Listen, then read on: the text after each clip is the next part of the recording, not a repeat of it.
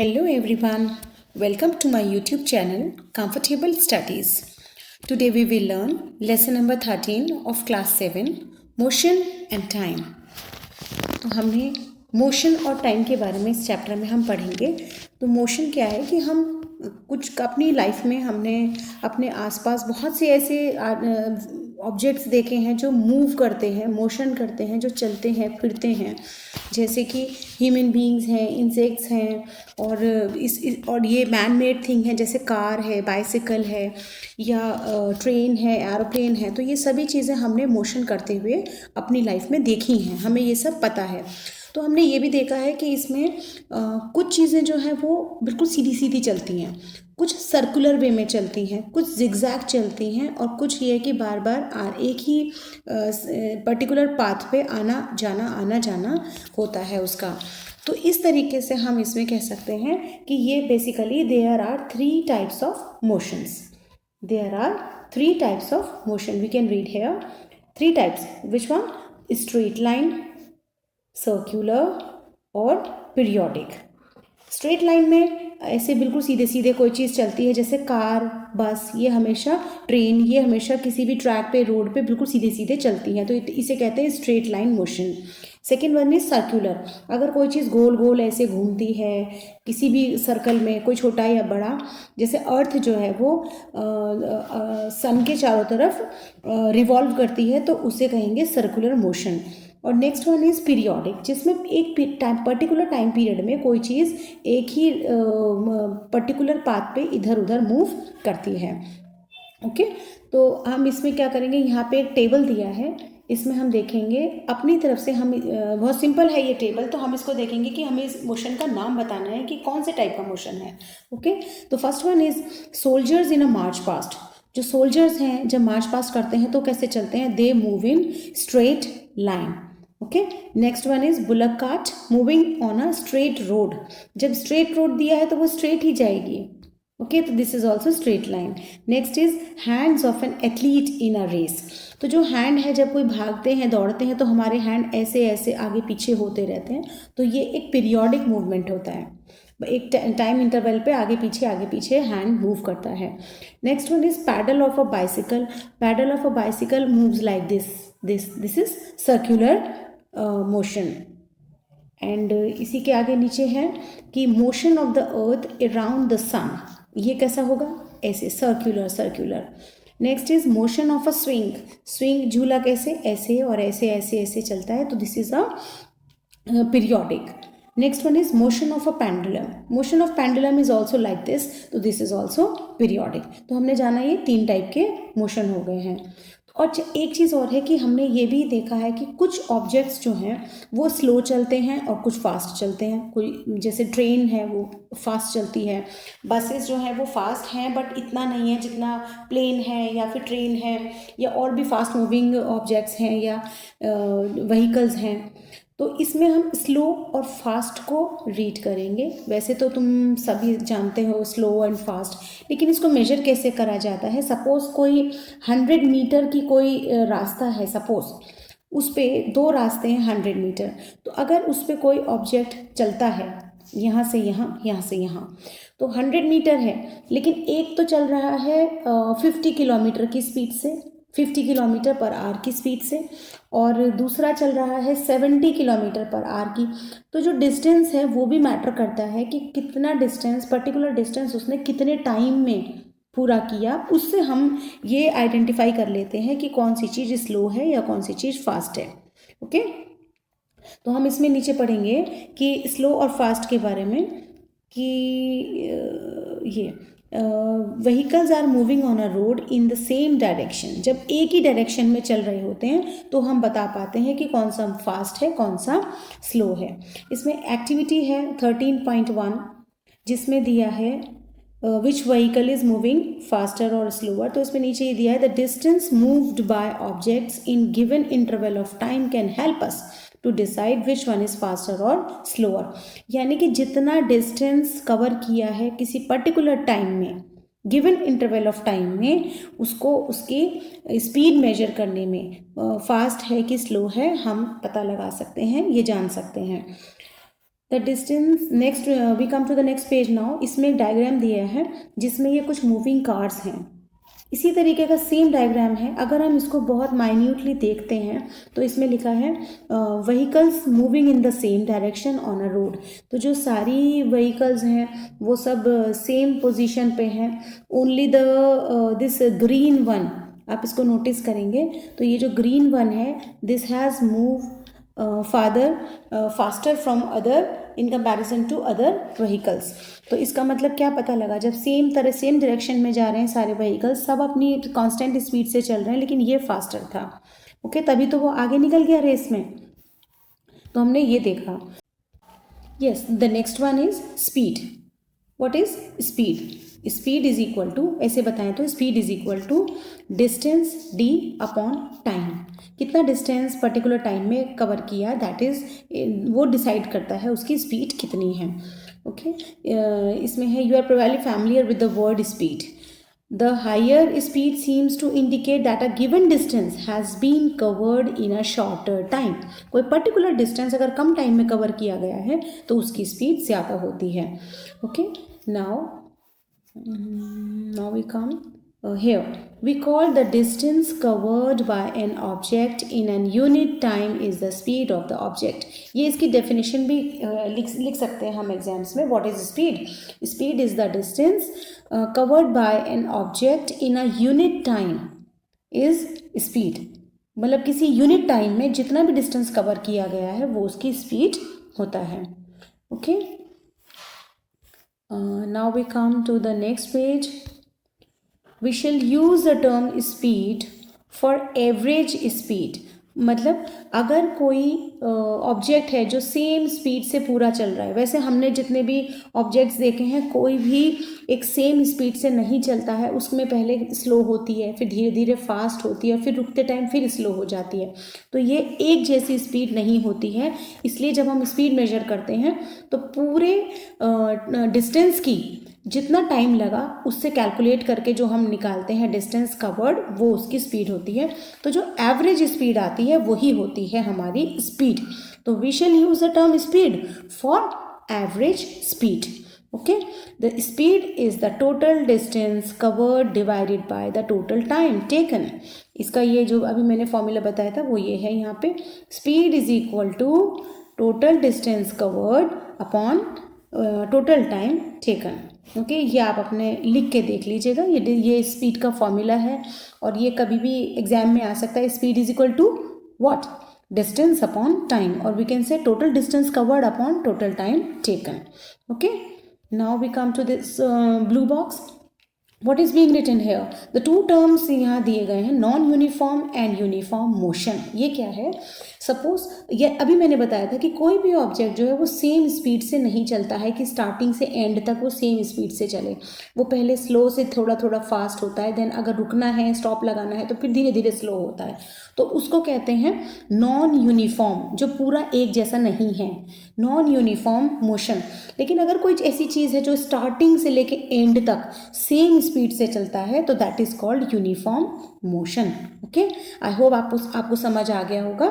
अगर आपको वीडियो से देख करके अच्छा लगता है, समझ आ रहा है, तो प्लीज़ सब्सक्राइब कर दें चैनल को, ताकि आपको आगे आने वाली वीडियोस जो मैं MCQs या इंपॉर्टेंट नोट्स की भी बनाऊंगी तो आपको उसके बारे में भी पता चलता रहेगा। तो please like, share and subscribe this channel. Okay, now next okay, now next is measurement of time. अब इसमें speed is equal to distance upon time था। डिस्टेंस तो हम मेजर कर लेंगे कि कितने मीटर, कितने किलोमीटर डिस्टेंस कवर किया गया, but how do we measure time? तो टाइम के लिए आप जानते हैं हम लोग क्लॉक यूज़ करते हैं, या रिस्ट वॉच होती है हमारे पास, या मोबाइल्स में भी हम डिजिटल वे में हम टाइम का पता लगा लेते हैं। लेकिन इसमें आगे यही दिया है कि बहुत पहले क्या हुआ करता था, जब घड़ी वगैरह नहीं हुआ करती थी हर एक के घरों में, तो क्या करते थे लोग कि धूप की डायरेक्शन को देख के कितना दीवार पे कहाँ तक पहुँची है, तो उससे कैलकुलेट कर लिया जाता था टाइम कि कितना हो रहा है, तो अप्रॉक्सीमेट टाइम होता था वो इवनिंग मॉर्निंग। तो इसमें टाइम का अलग अलग मेजरमेंट होता है, जैसे दिन का पूरे दिन तो 24 आवर्स का टाइम हो गया, ईयर है तो 365:1/4 का टाइम हो गया। इस तरीके से हम नंबर ऑफ डेज, लेकिन अगर दिन जो 24 आवर्स का है उसको भी डिवाइड करें हम, तो उसमें भी टाइम अलग अलग हो सकता है, जैसे मिनट्स, सेकेंड्स, ठीक है। तो हम उनको हर बहुत ही माइन्यूटली कैसे हम मेजर करेंगे, तो इन सब के लिए हम इसमें यही दिया गया है। मेन इसमें क्या दिए हैं, देखो 3 टाइप की वॉल्स दी हैं। एक तो दिस इज पेंडुलम वॉल, ये इसमें पेंडुलम है। This is pendulum wall clock, this is table clock, and the next one is the digital watch clock. Okay, ये हमने सबने देखी हैं अपने घर में, आसपास सब देखी हैं। तो these facts are not new to you, ठीक है। तो इसमें जो है ये जो पेंडुलम वाली दी है वॉल क्लॉक, इसमें सिंपल पेंडुलम यूज आता है, ठीक है। और ये पीरियोडिक मोशन, ऐसे ऐसे टू एंड फ्रो मोशन जिसको कहते हैं, उसमें ये मूव करती हैं। Okay, now we come to the next page. इसमें ये तुम्हारा पेंडुलम दिया है, और पेंडुलम में देखो ये जो नीचे एक आयरन बॉल होती है, इसको we call it bob, this is called bob. Okay, और ये इसकी स्ट्रिंग होती है, स्ट्रिंग जिससे ये बंधी होती है, बॉब। देन क्या होता है कि ये मिडल में है सपोज, तो अगर क्लॉक चलती है तो पहले इधर, देन इधर, देन इधर, देन इधर, ऐसे मूव करती रहती है, जिसको पीरियोडिक मूवमेंट या पीरियोडिक मोशन कहते हैं। ओके, नेक्स्ट इज ये जो पैराग्राफ है इसमें यही दिया गया है कि metallic ball is called Bob of the pendulum. A simple pendulum consist of a small metallic ball with a string or with a thread attached to it. Okay? तो इसमें क्या होता है कि ये जो एक मूवमेंट है, पीरियोडिक मूवमेंट, इसे कहते हैं ऑसिलेटरी मोशन। देखिए, the pendulum is said to have completed one oscillation when its bob starting from its mean position O moves to A to B and then back to O. इसमें क्या होगा, देखो यहाँ से व्हाट इज वन ऑसिलेशन, अगर कोई object यहाँ से स्टार्ट होता है, then first of all it goes to A, we go to A, then B, then again it comes to O. This is one oscillation. Okay, next one is time period. The time taken by the pendulum to complete one oscillation is called time period. What is time period? Time taken by the pendulum to complete one oscillation is called its time period. ये definition में आ सकता है what is time period. Okay, हम इसको एक बार देख लेंगे, अच्छे से लर्न करने की कोशिश करेंगे और बेसिकली समझने की कोशिश करेंगे। कोई भी चीज़ हम याद करने से नहीं, जब तक हमें समझ नहीं आ जाता हमें आगे नहीं बढ़ना चाहिए। ओके, तो इसमें इस पैराग्राफ में यही है बेसिकली, इससे ज़्यादा कुछ नहीं है, बस यही बताया गया है कि कैसे हम रिकॉर्ड कर सकते हैं ऑसिलेशन में कि कितना टाइम लगा। Okay, next is in the next activity that is 13.2। इसमें दिया है कि इसी पेंडुलम की हम मोशन की स्टडी करेंगे, जो इसका पीरियोडिक मोशन है इसकी स्टडी करके देखेंगे। देन हम इसके ऑसिलेशन निकालेंगे कि कितने ऑसिलेशन हुआ इन अ टाइम इंटरवल, मतलब कितना टाइम लगा, तो हम इसी को मेजर करेंगे। तो सबसे पहले हमने कोई स्टॉप वॉच या किसी वॉच में हमने टाइम देखा कि नंबर ऑफ ऑसिलेशन और उसमें लगा हुआ टाइम कितना है। तो हमने यहाँ पे इसमें पेज नंबर यहाँ पे एक टेबल दिया है, इसमें हमने इसको फिल किया है। इसमें दिया है time period of a simple pendulum, length of the string is 100 centimetre. इसमें जितनी भी मेजरमेंट्स आएंगी उसमें हमने ये 100 सेंटीमीटर का स्ट्रिंग ही लिया है। अगर हम स्ट्रिंग छोटा बड़ा करते हैं तो उसमें टाइम में फ़र्क होगा, टाइम डिफ़र कर जाएगा, अलग हो जाएगा। तो इसलिए हमने सिर्फ अभी 100 सेंटीमीटर का लिया है, उसके बेसिस पे हमने ये रीडिंग्स निकाली हैं, जिसमें ये है कि suppose time taken for 20 oscillations, 20 oscillations में टाइम कितना लगा, 42 सेकेंड्स। तो टाइम पीरियड कितना हो गया, हम एवरेज में निकालेंगे एक का कितना लगा, तो दिस इज 42 डिवाइडेड बाय 20। जो ये 20 ऑसिलेशंस थे, 42 seconds divided by number of oscillations यानी 20, तो कितना आ गया 2.1 second. This is time period. जो पर्टिकुलर सिचुएशन जो हमने ये बनाई थी, इसमें जो हमारा एक टाइम पीरियड निकल के आया दैट इज 2.1। इसी तरीके से हम और भी रीडिंग्स कर सकते हैं। सपोज हमने 30 ऑसिलेशंस की करी या 40 की करी, या हमने स्ट्रिंग की मेजरमेंट को चेंज कर दिया, तो हम डिफरेंट टाइप के रीडिंग्स हम निकाल सकते हैं, जिसमें डिफरेंट टाइम पीरियड्स निकल सकते हैं। इसमें अभी एक चीज़ और मैं यहाँ बताना चाहती हूँ कि इसमें लिखा है नाउ-अ-डेज मोस्ट क्लॉक्स और watches have an electric circuit with one और मोर सेल्स, जिसमें इलेक्ट्रिक सर्किट होते हैं जिसमें अलग अलग सेल्स से वो अटैच रहते हैं। These clocks are called quartz clocks. ये जो इनकी जो मेजरमेंट होती है ये किसी और वॉच की तुलना में, क्लॉक की तुलना में बहुत ज़्यादा एक्यूरेट होती है। तो these are called quartz clock. Okay, इनके बारे में भी आपको थोड़ा कि ट्रू फॉल्स में आ सकता है, फिल इन द ब्लैंक्स में आ सकता है कि कौन सा फास्टर है। तो यहाँ से था मोस्ट क्लॉक्स और watches have an electric circuit with one और मोर सेल्स, जिसमें इलेक्ट्रिक सर्किट होता है जिसमें एक या एक से ज़्यादा सेल्स होते हैं। These are called quartz clocks. Okay, next one is unit of time and speed. Speed और टाइम की यूनिट क्या है? इसी तरीके से टाइम और स्पीड की मेजर करने के लिए भी एक पर्टिकुलर उनका एक यूनिट होती है। हम ये नहीं है कि किसी भी उसमें लिख दिया टाइम, तो पूरे वर्ल्ड में वो उसी यूनिट में मेजर किया जाता है ताकि सब जगह एक जैसी रीडिंग आए। सपोज टाइम के लिए है, टाइम आवर्स में, मिनट्स में, सेकंड्स में मेजर किया जा सकता है। इसी तरह से स्पीड जो है वो मीटर पर सेकंड या किलोमीटर पर आवर, या क्योंकि स्पीड का क्या था formula, speed is equal to distance upon time. तो डिस्टेंस क्या था, distance is in metre, metre upon by time is in second, तो मीटर बाय सेकेंड हो गया स्पीड। या फिर अगर डिस्टेंस किलोमीटर में है तो नीचे आर आ जाएगा, तो that is kilometre per hour. ठीक है, तो speed is equal two kilometre per hour या फिर मीटर पर सेकेंड, ये उसकी यूनिट स्पीड की हो जाएगी। तो इसमें ये लिखा हुआ है यहाँ पे the basic unit of time is a second. Second में होता है उसका basic unit of time. Second, 1 second, 2 second, ये यूनिट टाइम है। The basic unit of time is second. Its symbol is S. इसको हम स्मॉल एस से लिखते हैं, इस S, second. Okay, and the larger unit of time are minutes, minute में, जिसको हम MIN से रिप्रेजेंट करते हैं। एंड आवर्स, और दूसरा है आवर्स यानी घंटे, or, seconds, minutes and hours. Okay, ये हमारे टाइम की यूनिट्स हैं। And units are related to one another. What is the basic unit of speed? फिर स्पीड की क्या है, स्पीड के लिए दिया है since speed is the distance upon time, so उसकी बेसिक यूनिट क्या हो जाएगी, मीटर बाय सेकेंड, या फिर किलोमीटर पर आवर, या फिर मीटर पर मिनट। अभी बताए हैं the symbols of all units are written in singular. हम इसको सिंगुलर में ही लिखते हैं। हम किलोमीटर पर आर ही लिखेंगे, आवर्स नहीं लिखेंगे, और मीटर पर सेकंड्स नहीं लिखेंगे, या मीटर्स पर सेकंड नहीं लिखेंगे। It always written in singular, हमेशा सिंगुलर में ही लिया जाता है। कि जैसे 8 सेंटीमीटर एंड नॉट 8 सेंटीमीटर्स, मतलब हम उसको एस प्लूरल नहीं लगाएंगे, सिंगुलर में ही लिखेंगे। Okay, now we come to this blue box given.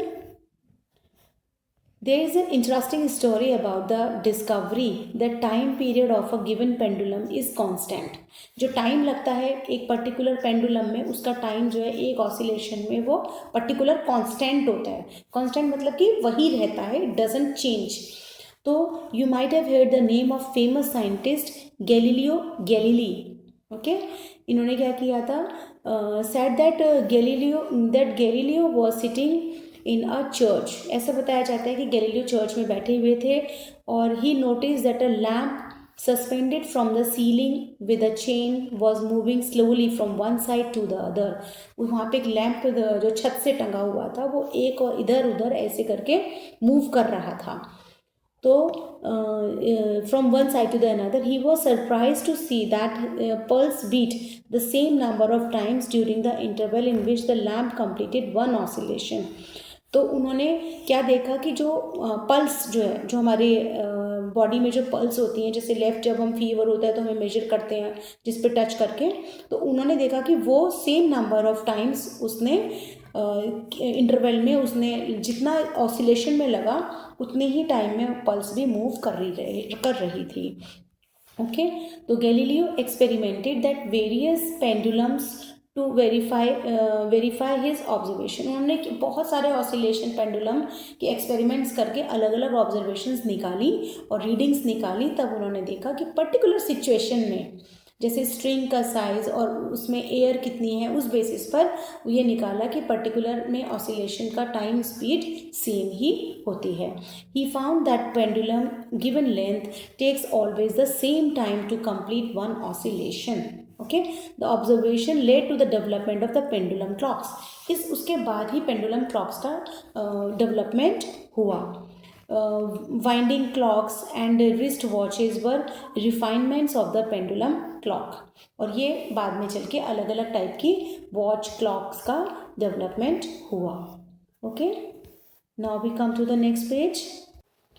इसमें है next, different units of time are use depending on the need. Time की अलग अलग टाइप की यूनिट्स यूज़ में आती हैं. सपोज़ किसी की एज मेजर करनी है तो हम ईयर्स में करते हैं, उनको सेकेंड्स में और या फिर हम आवर्स में मेजर नहीं कर सकते, उन्हें हम किस में करते हैं, ईयर्स में. ओके, इसी तरीके से अगर हमसे कोई पूछ रहा है कि तुम्हें कितना टाइम लगता है स्कूल से घर आने में, तो हम आवर्स में या मिनट्स में बता सकते हैं कि हमें 20 मिनट्स लगते हैं या 1 आवर लगता है.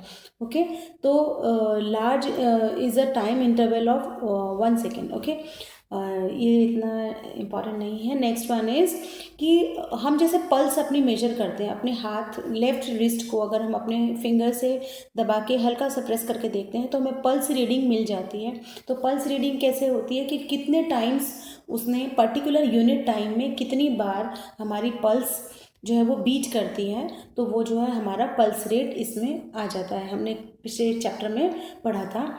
तो इसमें अब आता है कि the rate may be slightly higher for children. मतलब ये रेट हर पर्सन में अलग अलग होता है, तो हम इसको इसी तरीके से मेजर कर लेते हैं. Okay, next one is here measuring devices are used in different measuring devices are used in the world.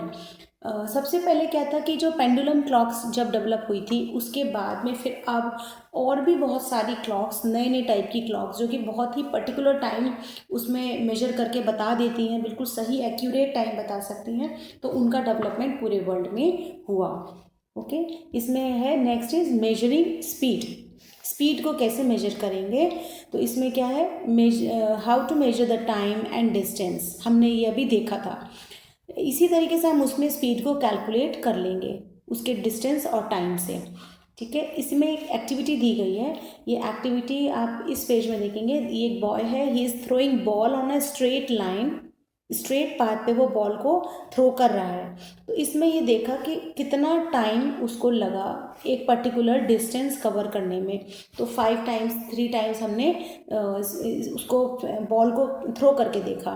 तो measuring the speed of a ball, तो उस पर्टिकुलर डिस्टेंस में अगर बॉल जल्दी जल्दी कवर कर रही है वो पर्टिकुलर डिस्टेंस, तो उसकी स्पीड तेज थी.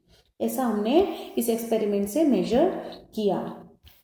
अच्छा, इस पेज में अब एक चीज़ और दिया था, ये ब्लू बॉक्स ये इधर दिया हुआ है. इसमें क्या दिया था, स्मॉलेस्ट टाइम इंटरवल. अभी तक हमने क्या पढ़ा था कि सेकंड जो है वो स्मॉलेस्ट टाइम है, यूनिट है मेजरमेंट की, टाइम यूनिट. ओके, लेकिन सेकंड तो हम लोग अपनी लाइफ में कह सकते हैं कि 5 सेकंड्स में ये काम या 7 सेकंड्स. लेकिन कुछ साइंटिफिक एक्सपेरिमेंट्स होते हैं जैसे सैटेलाइट्स हैं या और भी बहुत साइंटिफिक इंस्ट्रूमेंट्स होते हैं जिसमें बहुत ज़्यादा और भी माइन्यूट यूनिट की ज़रूरत पड़ती है. इसमें आपको जो है जैसे कि स्मॉल एज 1 मिलियंथ और even 1 billionth of a second. How surprising this is, 1 millionth और 1 बिलियंथ. तो इसमें है कि nano second is 1 billionth of a second. सोचो कितना बारीक, मतलब सेकेंड का भी 1 बिलियंथ. तो यू कैन जस्ट इमेजिन कि कितना माइन्यूट टाइम मेजरमेंट है ये, जिसको कहते हैं nano second. Nano second is 1 billionth of a second. तो इनका यूज़ जो है अब साइंटिफिक एक्सपेरिमेंट्स या बहुत बहुत ज़्यादा कॉम्प्लिकेटेड जो मशीनरीज़ हैं जिसमें टाइम की बहुत वैल्यू है, उन मशीन्स में हम इस सिस्टम को इस वाले जो सिस्टम है, इस वाले जो टाइम के यूनिट है, इसको हम यूज़ करके बनाते हैं ताकि हमारे आगे काफ़ी अच्छी डेवलपमेंट हो सके, कोई गलती ना हो। अच्छा, इसमें एक यहाँ पे दिया है सन डायल। ये क्या है? ये जो आपको दिखाई दे रहे हैं वॉल जैसा, और यहाँ पे भी कुछ ऐसे कर्व जैसा है, यहाँ पे ये एकदम स्ट्रेट सा कुछ स्लैंटिंग सा है, यहाँ स्टेयर्स दिख रही हैं कुछ, तो ये क्या है? These are the sundial at Jantar Mantar Jaipur, वो Delhi, sorry this is Delhi, लेकिन एक जंतर मंतर जयपुर में भी है। तो हमने वैसे वो देखा है, तो मैं उसी बेसिस पे आपको बता रही हूँ कि पूरे जंतर मंतर में वहाँ पे अलग अलग टाइप के सन डायल हैं। सन डायल यानी जब सूरज की रोशनी इन इक्विपमेंट्स, इनको हम इक्विपमेंट ही कह सकते हैं या क्लॉक ही कह सकते हैं, इन पे जब पड़ती है तो उससे जो है टाइम मेजर होता है। सपोज धूप यहाँ है तो उससे इतने बजे हैं, तो इसमें बहुत सारे टाइप के सन डायल्स दिए गए हैं। आप दिल्ली में या जयपुर कभी जाएं तो ये जंतर मंतर ज़रूर देखें, इससे आपको पता लगेगा कि पहले कैसे टाइम मेजर किया जाता था, और ये आज की घड़ी से भी ज़्यादा एक्यूरेट होता था। इसमें ये दिया है, अगर यहाँ पड़ी है तो इतने बजे होंगे, इधर रोशनी है तो इतने होंगे, ये इधर है तो इतने होंगे, ऐसी ये स्टेयर्स पे जैसे जैसे जाएगी तो टाइम का मेजरमेंट हो जाएगा। ओके, पहले जो महल में इस टाइप के सनडाइल यूज़ किए जाते थे। Here it is sand clock, जो हम गेम खेलते हैं तो एक सैंड क्लॉक होता है जिसको कर देते हैं। It is also use to measure time. Next one is this is water clock. This one is the new concept, this is water clock. Okay, अब इसमें है यही वाला, ये जो इसमें दिया है ये तो यही वाला है कि ऐसे हमने मूव किया तो हमने अलग अलग रीडिंग्स ले ली। ओके, अब यहाँ पर एक टेबल है, इस टेबल में हमको क्या करना था कि name of the group, distance moved and time taken by a moving ball. Distance moved by the ball, ball ने कितना डिस्टेंस मूव किया, वो उसमें कितना टाइम लगा, ये फिर यहाँ पे हम उसकी स्पीड निकाल लेंगे किस फॉर्मूले से, d/t, यानी distance is equal to speed upon time. ये अब पक्का याद हो गया होगा, speed is equal to distance upon time. आगे सेकंड पार्ट में कवर करूँ। ओके देन, अगर आपको अच्छा लगता है तो प्लीज़ मुझे सजेशंस भी दें, अगर कुछ कमियां हैं तो मैं आगे इम्प्रूव करने की कोशिश करूँगी।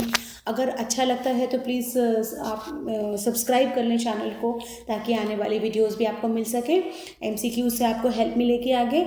Okay then, keep watching, happy learning, bye bye.